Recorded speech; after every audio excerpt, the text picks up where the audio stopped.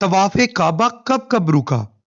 तवाफ़ काबा के रुकने के हालात इस्लामी तारीख की रोशनी में तारीख इस्लाम में पहली बार 317 हिजरी में तवाफ कई दिनों के लिए रुक गया। उस वक्त करमती ने मक्का पर हमला करके 20,000 हाजियों को कत्ल कर दिया और हिजरा अस्वद को उखाड़ लिया। इसके बाद 1814 ईस्वी में ताउन के सबब तवाफ रुक गया था। फिर 1883 ईस्वी में कालरा बीमारी की वजह से तवाफ रोक दिया गया था।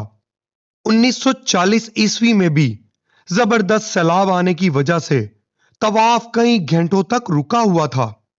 1979 में भी खारजी जमीहान अतीबी के हमले की वजह से 2 हफ्ते तक तवाफ रोक दिया गया था।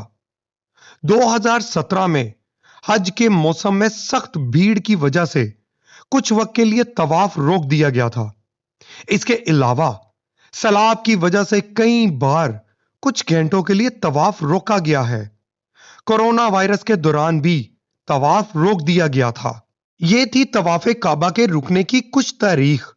वीडियो अच्छी लगे तो लाइक जरूर करिएगा और हमारे चैनल को सब्सक्राइब भी, क्योंकि हम आपके लिए ऐसी इंफॉर्मेटिव वीडियोस लाते रहते हैं।